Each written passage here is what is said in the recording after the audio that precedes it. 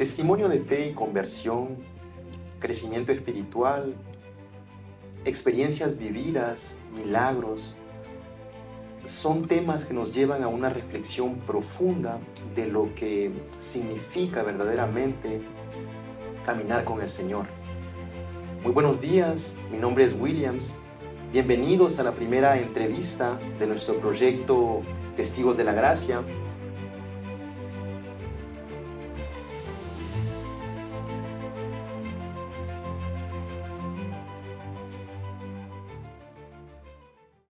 Este proyecto nace del deseo de acercarnos a nuestros ancianos, a nuestros mayores en la fe, a aquellos que han decidido seguir a Cristo y que han perseverado a lo largo de los años y que por la gracia del Señor siguen en sus caminos hasta el día de hoy. Queremos recoger y compartir sus testimonios como verdaderos hombres y mujeres a quien Dios ha permitido seguir en sus caminos. Recordamos que Hebreos 12:1 nos dice, por tanto, también a nosotros que estamos rodeados de una nube tan grande de ancianos, despojémonos de todo peso y pecado que nos asedia y corramos con perseverancia la carrera que tenemos por delante. Hoy tenemos el honor de estar acompañados por nuestro hermano Fernando Sánchez y de igual forma de nuestra hermana Nicole, quien estará presentando conmigo esta entrevista. Buenos días a todos. Primeramente, quisiéramos darle las gracias al Señor por este privilegio de poder compartir un testimonio con nuestro hermano Fernando. Estamos muy agradecidos de poder estar en compañía también de nuestro hermano William. Y hoy vamos a escuchar el testimonio de Fernando y cómo el Señor ha podido obrar en su vida por su gracia. Bueno, Fernando, es un gusto tenerle con nosotros el día de hoy. Muchas gracias por haber aceptado nuestra invitación. Y quisiera mencionar que nuestro hermano Fernando es miembro activo de la iglesia Evidence desde ya hace muchísimos años, desde el año 2000, y que sirve activamente en las áreas de Ujieres y supervisión de células desde ya varios años. Ya tendremos la oportunidad más adelante de conocer un poco más de ello. Antes de empezar, quisiéramos poner este momento entre las manos del Señor y vamos a orar. Padre Celestial, te damos gracias, Señor, por este privilegio que tenemos, Señor, de hablar de tu gloria, de tu gracia, de tu poder, Señor. Y queremos poner entre tus manos este tiempo, Señor. Habla en nuestros corazones, Señor, acompáñanos, Señor, y que todo lo que hagamos, Señor, sea para la gloria y honra tuya, Señor. En el nombre de Jesús. Amén. Bueno, como lo dijo nuestro hermano William, vamos a escuchar testimonios y cómo Dios obró en la vida de nuestro hermano Fernando. Y primeramente, quisiéramos preguntarle, hermano Fernando, cómo usted conoció al Señor y cómo fue su experiencia de conversión. ¿Usted nos puede hablar un poquito más en detalle, por favor? El Señor les bendiga. Bueno, yo conocí al Señor a través de mi esposa, pero hay un elemento humano que el Señor utiliza. El Señor utiliza la palabra de Dios, el Espíritu Santo, la palabra de Dios y el elemento humano, que son las personas que predican y llevan el mensaje. Había una vecina que le hablaba a mi esposa del Evangelio. Mi esposa era una persona católica bien fanática, bien ferviente. No aceptaba el Evangelio si no llevaba a los santos y la Virgen incluida.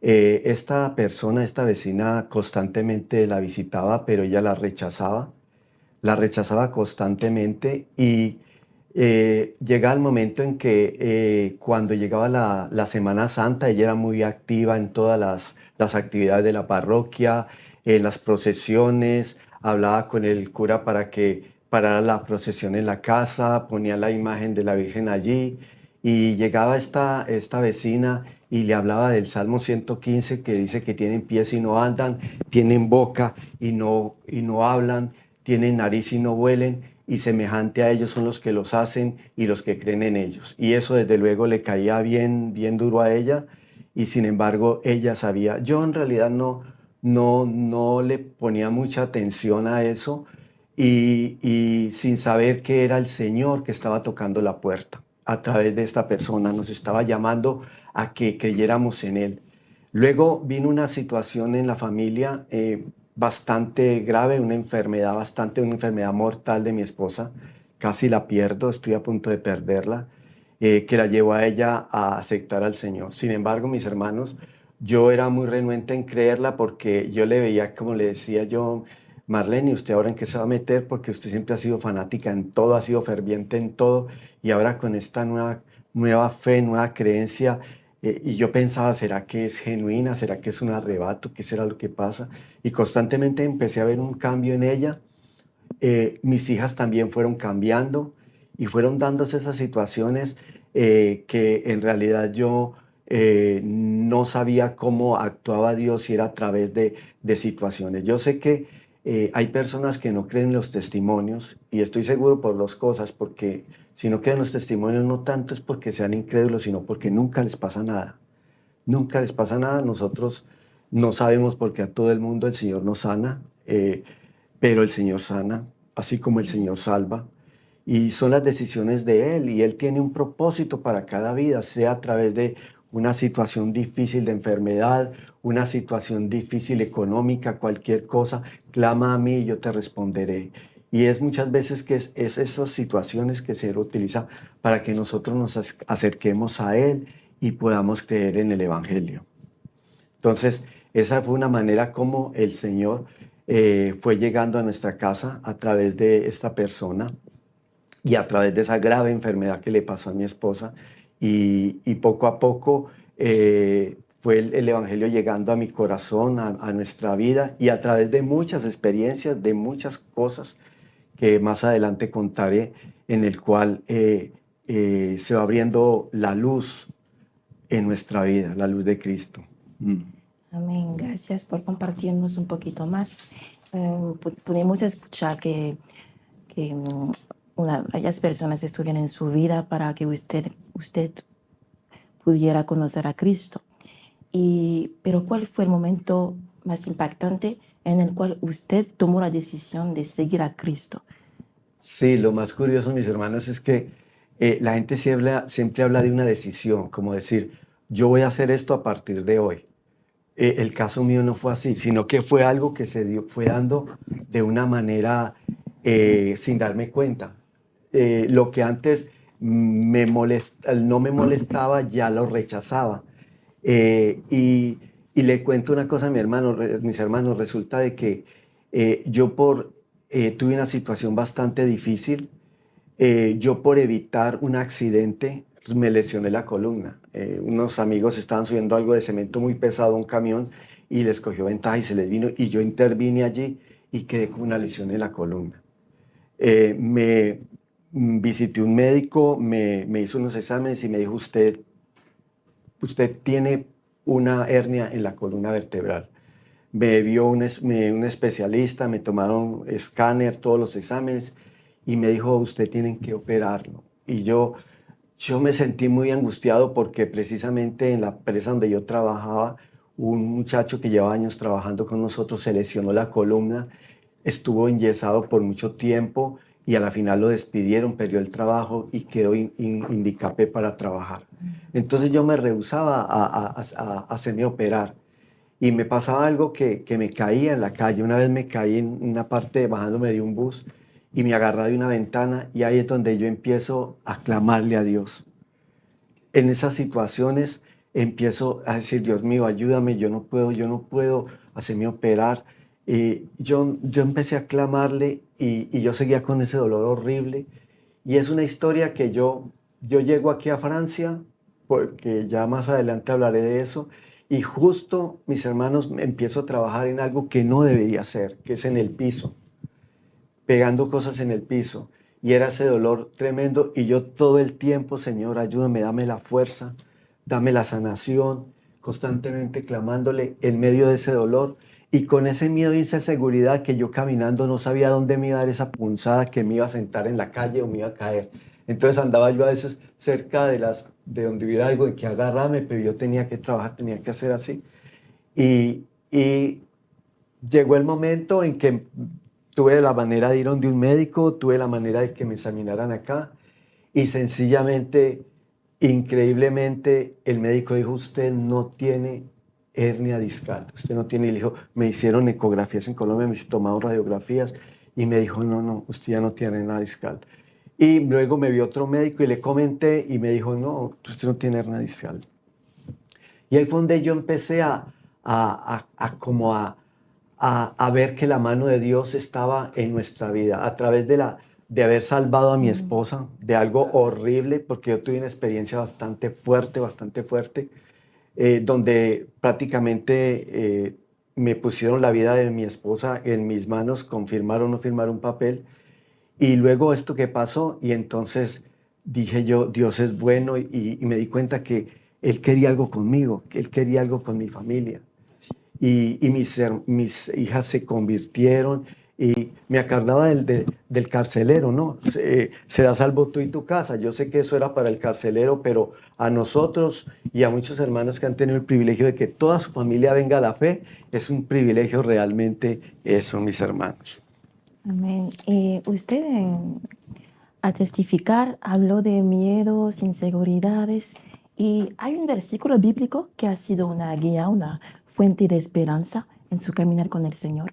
Sí, cuando uno empieza a conocer el Evangelio y andar, uno tiene una oposición del entorno en que está. Y entonces a mí el primer versículo que a mí me tocó bastante y que se me quedó y que me ayudó mucho en mi caminar fue el que está en Primera de Juan, capítulo 2:15, donde dice, no améis el mundo ni las cosas que están en el mundo, porque si alguno ama el mundo, el amor del Padre no está en él. Los deseos de la carne y la vanagloria de la vida no procede del Padre, sino del mundo, y el mundo pasa y sus deseos. Y ahí me di cuenta que en realidad cuando uno camina con el mundo no está andando en el camino de Dios. Cuando usted no puede amar al mundo y amar al mismo tiempo a Dios. Usted no puede hacer las cosas de Dios y las cosas del mundo al mismo tiempo. Y empieza esa lucha y ese tire y afloje, y se da cuenta uno más adelante que usted no puede tener el escudo de la fe de Efesios, no puede tener el yelmo de salvación, no puede tener la palabra si usted anda constantemente atado al mundo. Y es esa palabra que a mí me ayudó mucho, el que habla, el apóstol Juan, que exhorta a que nos mantengamos alejados del mundo. Entonces al principio esa fue esa lucha que no fue fácil, y constantemente nosotros somos asediados por el mundo, asediados por muchas cosas. El cristiano es una persona que nada en un río contra la corriente, en un río que se puede decir puede estar lleno de pirañas, de tiburones, de lo que sea, porque el entorno en el cual nosotros vivimos es enemigo de Dios. Entonces esa exhortación que hace el apóstol Juan allí me ayudó mucho, porque nos está invitando a andar alejados del mundo. Si en realidad a veces las cosas del mundo nos atraen, nosotros luchamos contra ellas.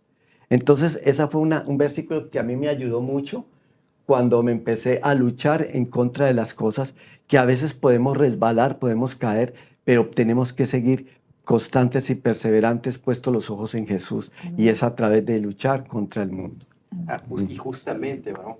Algo que no podemos dejar de lado y que es importante recalcar es que los caminos del Señor están llenos de pruebas, de desafíos, sí, de luchas. Constantes, bastantes. Podemos concluir y decir que los caminos del Señor no son fáciles, pero sin embargo recordar siempre que son caminos llenos de propósito y de esperanza.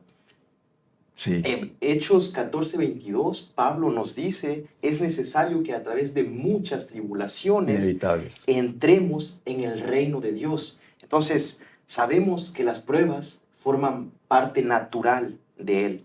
Y justamente con respecto a eso, yo quisiera preguntarle, ¿cuáles han sido, justamente anteriormente nos recordaba usted mencionaba un poco cuáles han sido sus desafíos, los desafíos más grandes, importantes a los que usted se ha enfrentado a lo largo de los años y de qué forma usted logró superarlos.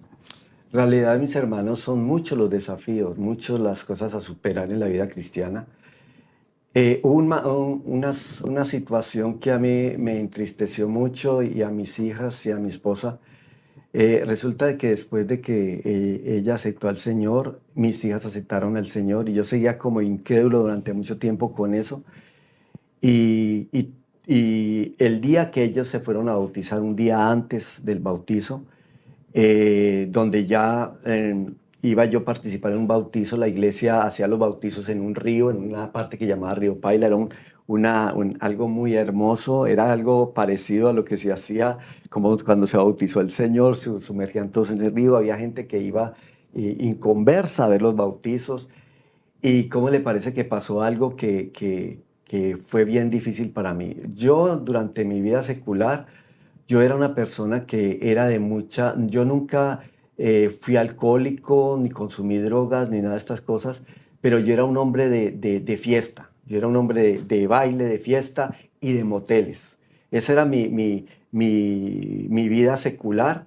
Yo era el que cuidaba a los amigos de fiesta. Cuando se emborrachaban, yo los llevaba a la casa, los cuidaba, los hacía todo lo posible para que llegaran bien a la casa. Y eso ellos me estimaban mucho por eso. Yo, en realidad, verme borracho en mi vida han sido muy pocas las veces. Creo que fueron en mi vida con la última 3 veces en 66 años. La peor fue con un sacerdote amigo mío, pues es otra historia, pero ocurrió un hecho que me dejó muy marcado. El día antes de irme a bautizar, nos visita una persona a la casa. Empezamos a hacer lo que yo nunca había hecho allí. Me embriagué bastante, nos tomamos una botella de aguardiente, luego otra, y me pegué una borrachera que jamás había tenido en mi vida. Di un espectáculo ridículo delante de mis hijas, delante de mi esposa, un día antes de bautizarme, y al otro día amanecí con una resaca horrible, avergonzado, y me dicen, bueno, Fernando, entonces te vas a bautizar. Y yo no me voy a bautizar, porque yo en realidad me sentí que yo no era cristiano todavía. Me sentí mal y vi como mis hijas y mi esposa se bautizaron y yo no quise bautizarme. Y yo quedé muy, muy, muy mal por eso. Pero no sabía si era que me sentía mal por el que dirán, por el espectáculo que le di a mi esposa y a mis hijas, o por no haberme bautizado. Y después de eso, para cortarle la historia, yo resultó la venida para Francia y yo hice todo lo que tenía que hacer para venirme, todo lo que tenía que hacer para venirme, y todo se dio para no venirme. Me robaron dinero, perdí una casa, eso fue increíblemente mal. Y a mi esposa le resultó el viaje de un día para otro, de una manera increíble, y se me viene con mi hijo y quedo solo en Colombia, quedo con mis hijas. Y digo solo, ¿por qué? Porque se me va mi esposa, no tengo quien me diga a dónde va, no tengo quien me diga dónde estaba, no tengo quien me diga a qué hora viene. Sencillamente quedé libre y expuesto a todo, a toda tentación, a toda invitación, a toda borrachera, a toda fiesta, a toda fornicación, a cualquier cosa, porque quedé literalmente solo. Fue algo para mí muy duro, muy duro. Y, y entonces pasa algo que eso fue para mí muy importante realmente. Donde yo empecé a evitar todas esas situaciones. Yo tenía un compadre que tenía un entorno de mucha fornicación, de mucha borrachera, de muchas cosas, me invitaba a muchas cosas y yo sencillamente lo cancelé, no volví a hablar con él, evitaba cualquier cosa y ahí fue donde yo me di cuenta de que yo ya era cristiano. Me di cuenta cuando yo quedé solo, cuando yo quedé expuesto a una decisión propia si lo hacía o no. Y yo me di cuenta que en realidad algo estaba pasando en mi vida porque yo empecé a evitar esas situaciones estando solo, estando sin quien me controlara y quien me vigilara. Entonces, eso para mí fue fundamental porque fui a la vez muy duro porque cuando mi esposa y mi hija se fueron y yo quedé solo, yo creí como que se iban a ir y al otro iban a volver y llegué a la casa y yo tranquilo, ni me preocupé ni nada. Cuando veo un papel en el suelo, mi hermano, donde había un dibujito que había hecho mi niño y era un dibujito donde había un avión y sacaba la mano un niño y decía, adiós papá.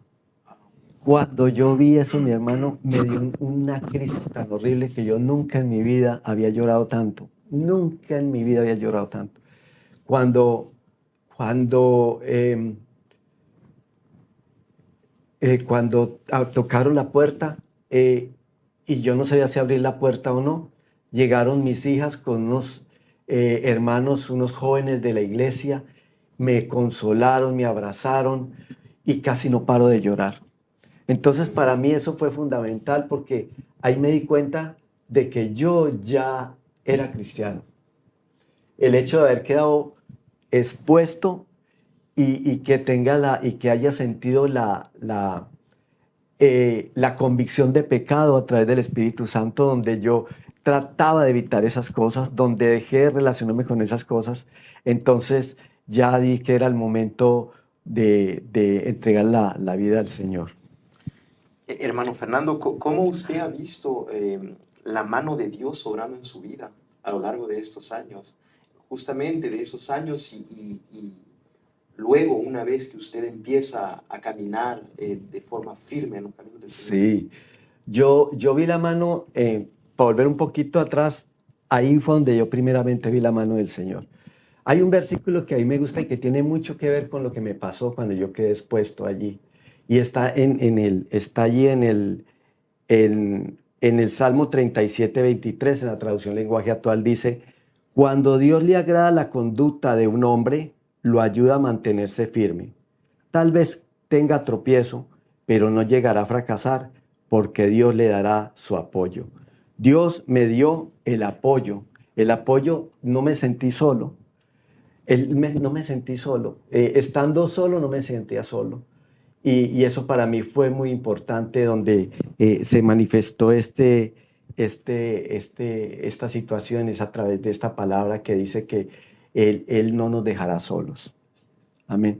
Ahora, el Señor trata de muchas maneras, trata a cada uno, como yo decía, lo trata a través de una enfermedad, lo trata a través de una situación difícil. A nosotros nos trató de muchas maneras nos trató. Y una de las maneras es que a través de las dificultades, a través de las enfermedades, a través de las situaciones difíciles donde la mano de Dios se siente que está allí, a través de las pruebas. Y nosotros, por ejemplo, con mi esposa, la relación que tuve con mi esposa fue una relación de mucha oposición, una oposición de mi familia bastante fuerte y era una oposición donde habían unas razones que no eran ni bíblicas ni eran justas. Entonces fue una lucha constante de un ambiente muy difícil y bueno, y gracias a Dios el Señor me enseñó a través del tiempo de que esa era la mujer que me había puesto a mí. Y yo creo que una de las cosas donde más el Señor ha tocado mi vida ha sido a través del matrimonio. Haberme enseñado a mí a estimar el matrimonio, a tener en alta estima el matrimonio. Nosotros a través del tiempo hemos conocido personas que se han casado inclusive mucho antes que yo y yo noto que el matrimonio es un desgaste, es una lucha constante, pero es Dios el que nos mantiene a uno, es Dios nos mantiene. Cuando dice la Biblia que nosotros somos una sola carne, es no solamente una relación física, sino que tiene que haber uno actuar de Dios en esa relación, porque en la vida es inevitable que hayan dificultades. En el mundo tendremos aflicciones y es a través de mi matrimonio donde más he visto la mano de Dios y de mi familia. Esa ha sido siempre lo que Dios ha hecho con nosotros. Ok, mi hermano. Y una pregunta muy, muy interesante, varón. ¿Cómo, ¿Qué es la iglesia para usted? ¿Y cómo ella ha contribuido en el crecimiento espiritual en su vida? La iglesia es fundamental la iglesia. La iglesia como iglesia local es fundamental. La iglesia, una fe sin iglesia, eso va contra el Nuevo Testamento. La iglesia, el cristianismo es una fe que se vive en comunidad. Un cristiano no debe vivir solo. El Señor en Juan capítulo 17, en la oración sacerdotal, dice que Él quería que fuéramos uno solo como Él en el Padre. Siempre habla de que tenemos que vivir en unidad. Cuando nosotros vivimos en comunidad, tenemos una relación los unos con los otros. La iglesia es donde nos enseñan, la iglesia es donde nos edificamos, la iglesia es donde nos confrontamos. Cuando hierro con hierro se afila o se agudiza, es cuando hay esa relación entre humanos, entre hombres, entre mujeres, donde muchas veces los caracteres chocan y ahí es donde sale a flote quiénes somos. Y eso solo se logra en una iglesia, relacionándonos, viendo cómo está nuestro dominio propio, viendo cómo está nuestra situación los unos con los otros. La fe no se vive sola, la fe se vive en comunidad, en unidad. Es así, mis hermanos. Y díganos también, hombre, ¿cuál ha sido su mayor alegría al servir dentro de la comunidad de la fe? Sí. A ver, yo lo que hago, a mí me gusta el ser ujier, me gusta porque es una relación. Nosotros trabajamos en equipo. Nosotros los ujieres trabajamos en equipo. A veces es difícil porque nosotros nos toca precisamente dar con personas que a veces no son fáciles, donde el pastor dice que se sienten aquí y ellos es como si tuvieran escriturado el asiento y de aquí no me muevo, cualquier cosa les disgusta. Pero eso es parte del trabajo y eso es parte del carácter de ellos como cristianos y nosotros como cristianos, donde esos caracteres se ponen a prueba.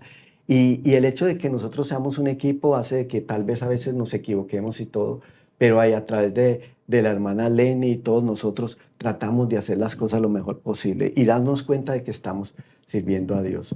Una cosa que a mí me gusta es cuando recibimos una persona nueva y esa persona se queda.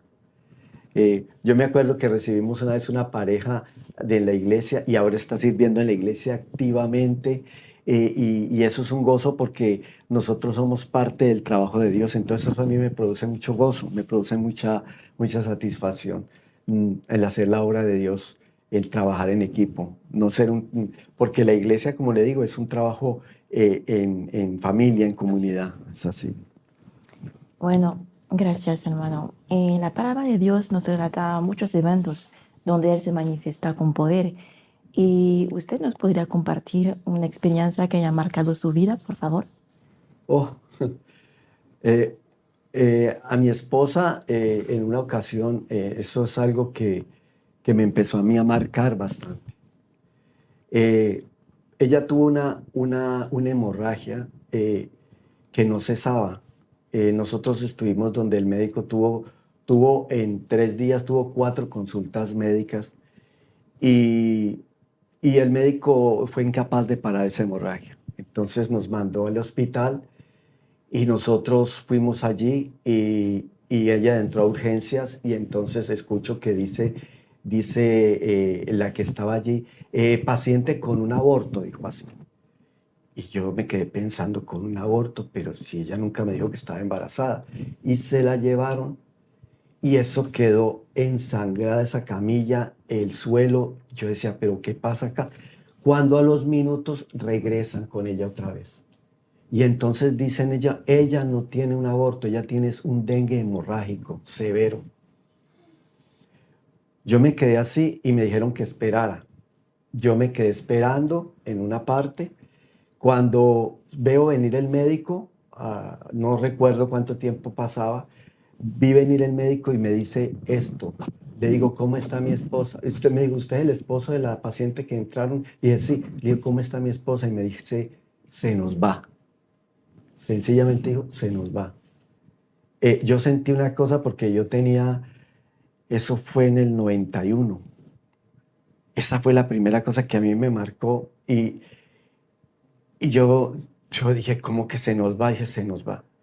Entonces me dice el médico, necesitamos una donación de sangre urgente. Y le digo yo, póngala. Porque precisamente mi hermano, yo estaba parado cerca de un frigo, una nevera transparente, una nevera de vidrio llena de bolsas de sangre. Y entonces le dice al médico, póngale la sangre. Yo puedo pagarle la sangre, póngasela. Y me dice, hay un problema. Mi hermano me dijo a mí, hay un problema. Esta sangre es de gente que viene aquí a donarla y a venderla. Y esta sangre no ha pasado por exámenes, no ha pasado por test, por el examen de ELISA. No sabemos si tiene SIDA, tiene hepatitis, tiene cualquier virus, no sabemos y no se la podemos poner a su esposo. El problema es que no tenemos tiempo. Si no hay un donante ahora mismo, ella va a fallecer. Y entonces le digo yo, ¿tiene usted? Tenemos que ponerle una sangre. Voy a traer unos papeles, me dijo, donde usted los va a firmar y usted se va a hacer responsable de lo que le pueda pasar a su esposa porque no hay otra opción. Y este hombre se va con esos papeles. Y yo me quedo mirando ese frigo y pensando en mi interior, dice, cada bolsa es una persona.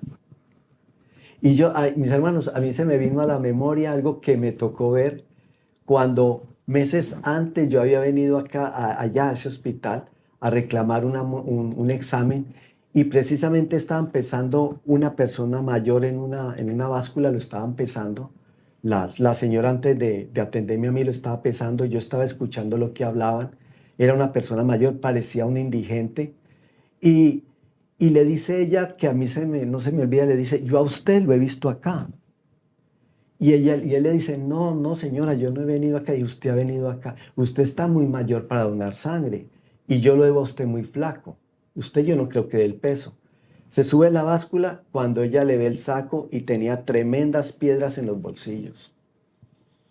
Este hombre se echó peso en el bolsillo para lograr el peso y poder vender su sangre allá.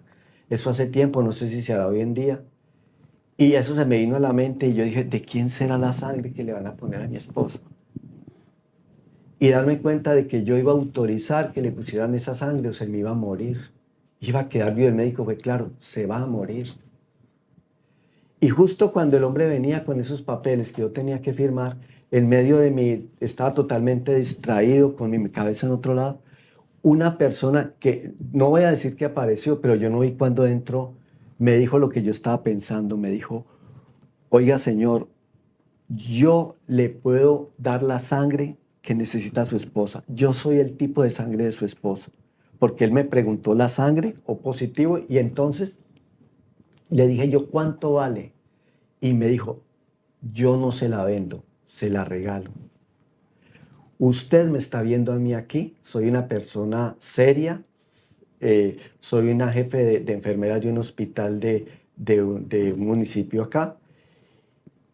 Y usted no sabe quiénes son los de esa bolsa, yo se la regalo. Le colocaron la sangre a mi esposa, se me salvó mi esposa, quedó con unas secuelas gravísimas, que a raíz de eso fue que el Señor vino a la vida de ella.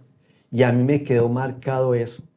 Eso que pasó en el 91 y eso que me pasó antes de venirme para acá. Me di cuenta que era Dios que quería algo con nosotros, tanto con ella salvándola, porque por eso fue que ella llegó a Cristo, y esa lesión de columna allí, donde toda mi familia aceptó al Señor.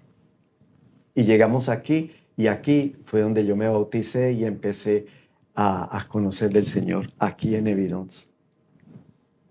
Amén. O sea que todo refleja también la fidelidad de Dios, su soberanía, sí, y también la dependencia del Señor. Claro, y otras cosas más que sería largo de contar. Por ejemplo, uno de mis yernos cayó gravemente enfermo de un cáncer, gravemente, donde el médico le dio un diagnóstico pesimista a mi hija, únicamente como con 24, 25 años. y donde toda la familia de él oró, hizo vigilia pidiéndole la sanación de él, que pudiera superar esa enfermedad, y hasta el día de hoy lo tenemos, tiene una gran familia y Dios también se manifestó allí. Y una de mis hijas también tenía un quiste que se iba a operar, y justo antes de hacerle la operación tomaron radiografía y ya se había ido.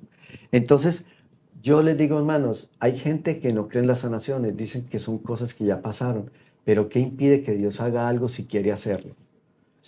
Yo sé que él tenía un propósito, puede que ahorita no me sane de las rodillas o puede que no me sane del pie, pero él tenía un propósito y era que yo fuera salvo, que yo creyera en él. Me dice, hey Marlene, hey Fernando, aquí estoy. Yo toco a la puerta y llamo. Y ese es el resultado, que nosotros lo aceptamos y creímos en él. Y a lo largo de su vida cristiana, de su caminar con el Señor, ¿hubo otro acontecimiento en el cual usted sintió que Dios lo estaba guiando en una decisión importante? Ahí están tantas cosas. Yo le cuento que una vez yo estaba buscando trabajo declarado en lo que hago. Quería un trabajo estable, declarado y todas estas. Y me aparece un trabajo magnífico, un trabajo en una buena empresa francesa, una buena empresa, bien pago, todo esto, todas las prestaciones. Y era en Loabre, a 200 kilómetros de la casa. Yo tenía, fuera de eso me daban el pasaje cada semana para venir a visitar mi familia. Entonces llega el momento en que yo estaba contento y a la vez no contento porque estaba alejado de mi familia. Entonces yo le decía, Señor, yo quisiera tener este trabajo. Y llega el Señor y se acerca y me dice una vez, el Señor me dijo, Fernando, yo te quiero proponer una cosa. Yo te puedo dar un apartamento para que vivas con toda tu familia aquí. Me pagas algo simbólico. Y si quieres, tráelos una semana acá para que ellos se adapten y veremos si se amañan, si se les gusta y se pueden quedar viviendo acá. Era perfecto, trabajo estable, toda mi familia, vida más barata que en París, todo era bueno. Estuvieron allí una semana, no les gustó, para nada. Buen apartamento, no quisieron vivir allí. Entonces yo continué trabajando allí. Y yo decía, Señor, y yo, bueno, tenía una habitación porque vivía en el apartamento con otro compañero.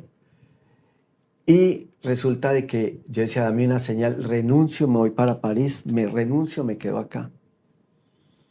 Entonces, este señor me mandaba a hacer trabajos a otras partes, y yo notaba que a veces ciertas señoras eran como demasiado ansiosas. Estaba uno metido en una sala de baño solo haciendo un trabajo y se metían en un espacio tan pequeño allí. A veces decía que fuera yo el que fuera a hacerles el trabajo. Y yo vi una situación y me acordaba donde dice la palabra huir de la fornicación. Llegó el momento en que yo veía esa situación como no muy segura, hasta que una vez me levanté una noche al baño y vi que mi compañero no estaba en la cama. Y yo vi que no estaba en el apartamento. Y así varias veces, hasta que me di yo cuenta, empezó a venir otra persona allí, otra muchacha allí al apartamento, porque se relacionó con la vecina allí.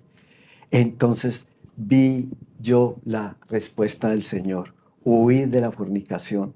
Y vi la mano del Señor que fue que me dijo, vete de allí. Él se quedó allí, tuvo un hijo que en realidad ya no está con esta muchacha, nunca encontró trabajo allí, quedó ya sola con él. Y eso fue una situación, perdió el trabajo, fue una situación complicadísima.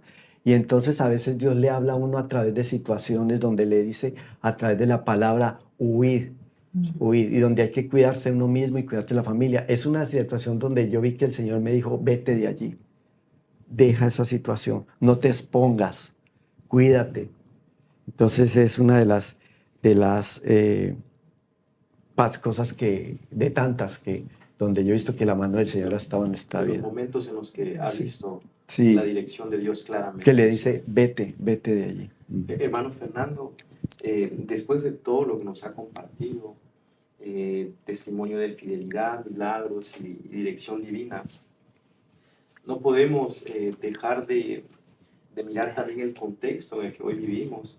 Vemos como muchas iglesias atraviesan periodos de frialdad espiritual. Vemos cómo proliferan muchas doctrinas confusas y cómo todo esto tristemente lleva a que hay mucho alejamiento del Señor actualmente en la sociedad. Y en medio de esta realidad, su experiencia, el hecho de que no la comparta, se vuelve muy, muy valiosa para nosotros, aquellos que buscamos permanecer firmes en los caminos del Señor. Si usted pudiera, hermano Fernando, dar un consejo a las nuevas generaciones de cristianos, ¿cuál sería ese consejo si debiese escoger uno? ¿Qué consejo usted daría? ¿Los cristianos en general, los jóvenes o...? A las nuevas generaciones de cristianos. Eclesiastés, acuérdate del Señor de tu juventud, acuérdate del Señor en tu juventud antes de que vengan los días malos. Es muy importante eso. Hay él mismo en el Primera de Juan, en el capítulo, me permite la Biblia, en el 14, en Primera de Juan, 14. Eso es antes de no améis el mundo ni las cosas que están en el mundo. Dice Primera de Juan capítulo 2, versículo 14, os escribo a vosotros padres porque habéis conocido al que es desde el principio. Os escribo a vosotros jóvenes que sois fuertes y la palabra de Dios permanece en vosotros y habéis vencido al maligno. Y luego dice, no améis el mundo ni las cosas que están en el mundo. Dice a ellos que les escribo a ustedes jóvenes porque sois fuertes y la palabra de Dios permanece en vosotros.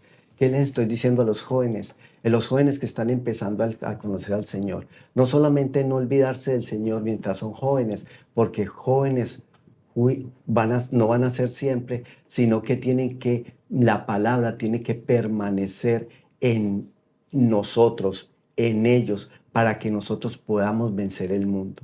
Por eso el apóstol en esa exhortación luego empieza a decir, y no améis el mundo, donde escribe para que nos alejemos del mundo. Entonces yo les diría a los jóvenes, primero que todo, que tienen que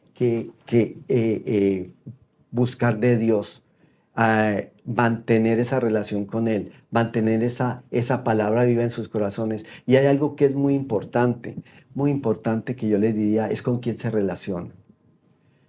Yo les quería compartir algo. Hace algunos años llegó un joven a la iglesia, un joven muy apuesto, él, bien plantado, como dicen, y empieza a hablar conmigo y me dice, hermano, yo en la iglesia toco la batería, yo en la iglesia toco la guitarra, toco las congas, me mencionó como 4 o 5 instrumentos y le dije yo, qué bueno, hermano, la iglesia necesita jóvenes que puedan participar en la alabanza y eso está muy bien. Pero yo te voy a decir una cosa que creo que es importante. La obra de Dios se puede hacer en cualquier parte del planeta, pero el campo de batalla acá es diferente. Acá el campo de batalla es diferente. Acá tienes que aferrarte del Señor. Acá tienes que rodearte de personas que te apoyen, que no van a estar siempre cerca, porque no es lo mismo en tu país que acá, donde la iglesia queda al otro lado de la esquina, donde tienes el vecino que es cristiano. Acá tienes que acercarte a la iglesia, acercarte a Dios, acercarte y estar continuamente para que para que te puedas proteger, porque tú te descuidas, no solo te quita la batería, sino te quita muchas cosas. Y el pastor la iglesia le dio muchas oportunidades, varias oportunidades. Estuvo en la alabanza y terminó relacionándose con personas, terminó descuidándose de la lectura de la Biblia y sencillamente terminó fuera de la fe. El hecho es que los jóvenes tienen que cuidarse mucho porque el mundo y a nosotros los adultos tenemos que cuidarnos porque es una lucha constante. Entonces es muy importante eso porque porque es muy importante. El Proverbio 18:24 dice, el hombre que tiene amigos ha de mostrarse amigo y amigo hay más unido que un hermano. tiene que mantenerse unido a personas que te puedan aportar, te puedan edificar, amigos que te valoren y amigos que te puedan ayudar. Entonces es lo que les diría a las generaciones de hoy. Uh-huh. Y si hay una enseñanza globalmente que usted considera fundamental para mantenerse firme en la fe, ¿cuál sería?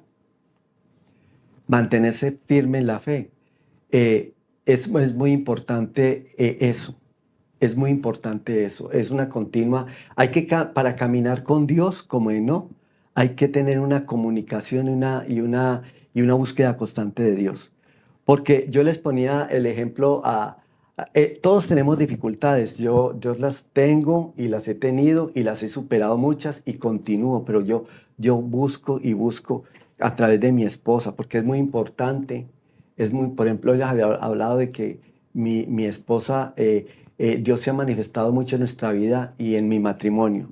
Entonces yo les decía, por ejemplo, en el caso mío, tener una persona cercana que le pueda hacer el apoyo. Pero le decía, es muy importante. Una vez un hermano que tenía un problema, le decía, ¿sabes cuál es el problema grave que tú tienes? El problema grave que tienes tú es que tu esposa no es tu confidente. Cuando tú no le puedes decir a tu esposa tus problemas y no puedes decirle, y empiezas, ahí tienes un problema. Entonces lo que le da solidez a un matrimonio y a una relación con Dios es tener no solamente alguien alguien presente, sino tener esa comunicación con Dios. El caminar con Dios es una relación constante con Dios. Así es, varón. Para poder cerrar esta entrevista, hermano Fernando, hay una pregunta muy clave y de verdad muy, muy relevante. ¿Cómo le gustaría a usted ser recordado en la iglesia? ¿Y qué legado desea usted dejar a los que vienen detrás? Yo creo que yo quisiera ser recordado como alguien que amó a la iglesia, porque el que ama a la iglesia busca siempre la unidad de la iglesia. Nosotros somos una iglesia diversa cultural y en doctrina y en muchas cosas, pero el que ama a la iglesia busca la unidad de la iglesia. Así nosotros tengamos desacuerdos en cosas, siempre, porque yo amo la iglesia. Yo quiero los hermanos, vi crecer a los hijos del pastor, a Priscilia, a Samuel, a todos. Es el amor que tiene no solamente a la iglesia local, sino a la iglesia del Señor. Entonces, yo quisiera ser recordado como alguien que amó a la iglesia, que amó a Dios, amó a la familia y amó a la iglesia. ¿Sí? Hay muchas cosas que uno podría decir que puede ser recordado, pero lo que a mí me toca es ser recordado por eso, porque yo soy persona que he querido esta iglesia, he querido mi familia, ¿sí? Todo el mundo quiere la familia, todo el mundo dice, sí, yo quiero mi familia, pero querer la familia es luchar por ella en el sentido de mantener el amor, no ser una relación únicamente genética, una relación de sangre, porque hay muchos que tienen relaciones de sangre únicamente, pero yo quiero mucho a Carolina, yo quiero mucho a Diana, yo quiero mucho a Fernando, a mi esposa, bueno, a Juan José, a Freddy, es así, a ustedes. Y muchas gracias. Y es recíproco, varón. Sí. Hermano, de verdad, muchas gracias, hombre. Estamos muy agradecidos profundamente porque nos ha abierto su corazón y nos ha compartido este precioso testimonio. Créame que sus palabras son edificantes ya para mí, en todo caso, para mi hermana y para todos aquellos que podrán tener acceso a este contenido. Y pues que Dios está siempre presente, recordar para sostenernos a lo largo del camino. Amén, amén. Sí, claro, eso fue una bendición para nosotros también y muy de edificación. Y nos anima también a perseverar en nuestra vida cristiana con esperanza, con fe. mirando a Cristo, como usted lo dijo al principio, y siguiendo a Cristo porque Él es nuestro perfecto ejemplo. Y también queremos agradecer a todos los que nos están acompañando en esta primera entrega de Testigos de la Gracia, un espacio para honrar la fidelidad que años tras años ha permanecido firme en el amor y la verdad del Evangelio. Nos vemos en la próxima entrevista. Que Dios les bendiga. Que Dios les bendiga.